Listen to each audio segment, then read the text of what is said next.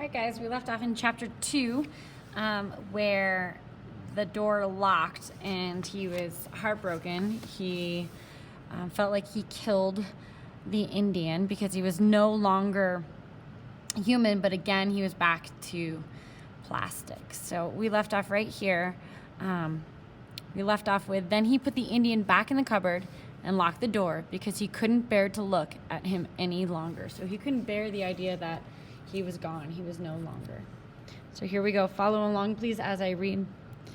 That night at supper, he couldn't eat anything, and he couldn't talk. His father touched Omri's face and said it felt very hot. His mother took him upstairs and put him to bed, and oddly enough, he didn't object, meaning like he didn't argue.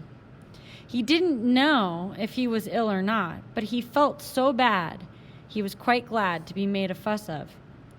Not that improved the basic situation, but it was some comfort.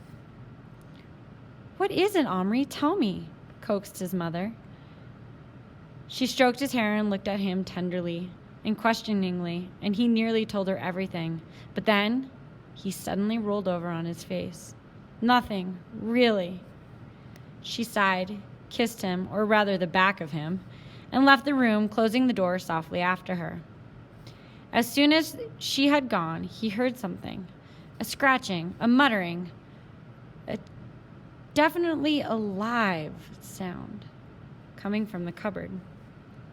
Omri snapped his bedside light on and stared wide-eyed at his own face in the mirror on the cupboard door.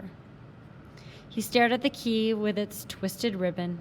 He listened to the sounds, now unmistakable. He tremblingly turned the key, and there was the Indian. On the shelf this time, almost exactly level with Omri's face, alive again. Again they stared at each other. Then Omri asked falteringly, "What happened to you?" "Happened? Good sleep happened. Cold ground. Need blanket, food, fire." Omri gaped. Was the little man giving him orders? Undoubtedly he was, because he waved his knife, now back in his hand, in an unmistakable way. Omri was so happy he could scarcely speak. "Okay, you stay there. I'll get food. Don't worry," he gasped as he scrambled out of bed. He hurried downstairs, excited but thoughtful. What could it all mean? That the moment the cupboard door closed, the Indian went to sleep. It was puzzling. But he didn't bother worrying about him too much. His main concern was to get downstairs without his parents hearing him, to get to the kitchen, find some food that would suit the Indian, and bring it back without anyone asking questions. Fortunately, his parents were in the living room watching television, so he was able to tiptoe to the kitchen along the dark passage. Once there, he dared not turn on a light. But there was the refrigerator light, and that was enough. He surveyed the inside of the refrigerator. What did Indians eat? Meat, chiefly, he supposed. Deer meat, rabbits, the sort of animals they could shoot on their land. Needless to say, there was nothing of that sort. Well, that is definitely probably not completely true, right? We learned about Native Americans, and they actually ate a lot of food they gathered or farmed as well. Biscuits, jam, peanut butter, that sort of thing was no problem, but somehow Omri felt sure there was not Indian foods. Suddenly, his searching eyes fell on an open tin of sweet corn. He found a paper plate in the drawer where the picnic stuff lived and took a good teaspoonful of corn. Then he broke off a crusty corner of bread. Then he thought of some cheese. And what about a drink? Milk?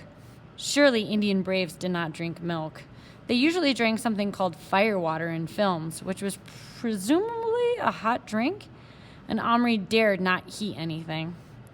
Ordinary non-fire water would have to do, unless, what about some Coke? That was an American drink. Luckily, there was a bit in a big bottle left over from his birthday, so he took that. He did wish there was some cold meat, but there just wasn't. So he's going to give this poor Native American some Coca-Cola and some sweet corn and some biscuits and cheese. So I would have to say that this Native American probably is not expecting this kind of food. Clutching the Coke bottle by the neck, in one hand and the paper plate in the other, Omri sneaked back upstairs with fast-beating heart. All was just as he had left, except the Indian was sitting on the edge of the shelf, dangling his legs and trying to sharpen his knife on the metal. He jumped up as soon as he saw Omri. "Food?" he asked eagerly. "Yes, but I don't know if it's what you like." "I like, give quick." But Omri wanted to arrange things a little. He took a pair of scissors and cut a small circle out of the paper plate. On this, he put a crumb of bread, another of cheese, and one kernel of sweet corn. He handed this offering to the Indian, who backed off looking at the food with hungry eyes, but trying to keep watch on Omri at the same time. "Not touch. You touch, I use knife," he warned. "All right, I promise not to. Now you can eat." Very cautiously, the Indian sat down, this time cross-legged on the shelf. At first, he tried to eat with his left hand, keeping the knife at the ready in his right. But he was so hungry, he soon abandoned his effort, laid the knife close at his side, and grabbing the bread in one hand and eating a little crumb of cheese in the other, he began to tear at them ravenously. So think about what ravenous must mean if he's tearing at the food. He put down his knife and stuffing it in his mouth. When these two apparently familiar foods had taken the edge off his appetite, he turned his attention to the single kernel of corn. "What?" he asked suspiciously. "Corn, like you have." Omri hesitated. "Where you come from?" he said. It was a shot in the dark. He didn't know if the Indian came from anywhere, but he meant to find out. The Indian grunted. Oh, I lost my place. The Indian grunted, turning the corn about in both hands, for it was half as big as his head. He smelled it. A great grin spread over his face. He nibbled it. The grin grew wider, but then he held it away and looked again. The grin vanished. "Too big," he said. "Like you," he added accusingly. "Eat it. It's the same stuff." The Indian took a bite. He still looked very suspicious, but he ate and ate. He couldn't finish it, but he evidently liked it. "Give meat," he said finally. "I'm sorry, I can't find any tonight, but I'll get you some tomorrow," said Omri. After another grunt, the Indian said, "Drink!" Omri had been waiting for this. From the box where he kept his Action Man things, he had brought a plastic mug. So he had a box of Action Men, and he had a plastic cup probably the size of what the Indian needed. It was much too big for the Indian, but it was the best he could do. Into it, with extreme care, he now poured a minute amount of Coke from the huge bottle. Do you see minute and minute are the same word? Minute is a piece of time, right? Hours and minutes. Minute means a short amount or a small amount. So it's little, just like a minute. He handed it to the Indian, who had to hold it with both hands and still almost dropped it. "What?" he barked after smelling it. "Coca-Cola," said Omri, enthusiastically pouring some for himself into a cup. "Firewater?" "No, it's cold, but you'll like it." The Indian sipped, swallowed, gulped again, grinned. "Good?" asked Omri. "Good," said the Indian. "Cheers," said Omri, raising his cup as he'd seen his parents do when they were having a drink together. "What cheers?" "I don't know," said Omri, feeling excessively happy, and drank. His Indian, eating and drinking, he was real, a real flesh and blood person. It was too marvelous. Omri felt he might die of delight. He was so happy he could die. "Do you feel better now?" he asked. "I better, you not better," said the Indian. "You still big. You stop eat. Get right size." Omri laughed aloud, then stopped himself hastily. "It's time to sleep," he said. "Not now. Big light. Sleep when light go." "I can make the light go," said Omri, and switched out his bedside lamp. In the darkness came a thin cry of astonishment and fear. Omri switched the light on again. The Indian was now gazing at him with something more than respect, a sort of more sort of awe. He was in awe of Omri, like, wow, how did you turn the sunlight on and off? "You great white spirit?" he asked in a whisper. "No," said Omri, "and this isn't the sun, it's a lamp." Don't you have lamps? The Indian peered where he was pointing. That lamp? He asked unbelievingly. Much big lamp. Need much oil. This isn't an oil lamp. It works by electricity. Magic? No, electricity. But speaking of magic, how did you get here? The Indian looked at him steadily out of his black eyes. You not know? No, I don't. You were a toy. Then I put you in the cupboard and locked the door. When I opened it, you were real. Then I locked it again and you went back to being plastic. Then he stopped sharply. Wait, what if, he thought furiously, it was possible? In which case, listen, he said excitedly, I want you to come out of there. I'll find you a much more comfortable place. You said you were cold. I'll make you a proper teepee. Teepee, the Indian shouted. I no live teepee. I live longhouse. So we can probably imagine he wasn't a nomadic Native American. He probably wasn't from the region where the Plains natives were. He didn't have to travel, so he didn't have a teepee. Omri was so eager to test his theory about the cupboard that he was impatient. You'll have to make do with the teepee tonight, he said. Hastily, he opened a drawer and took out a biscuit tin full of little plastic people. Somewhere in here was a plastic teepee. Ah, here. He pounced on it, a small pinkish cone-shaped object with designs rather badly painted on its plastic sides. Will this do? He put it on the shelf beside the Indian, who looked at it with the utmost scorn. Scorn means he's not happy. This? Teepee? He said. He touched its plastic side and made a face. He pushed it with both hands. It slid along the shelf. He bent down and peered in through the triangular opening. Then he actually spat on the ground, or rather on the shelf. Oh, said Omri, rather crestfallen. You mean it's not good enough?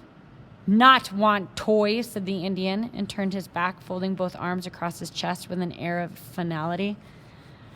Omri saw his chance. With one quick movement, he had picked up the Indian by the waist, between his thumb finger and forefinger.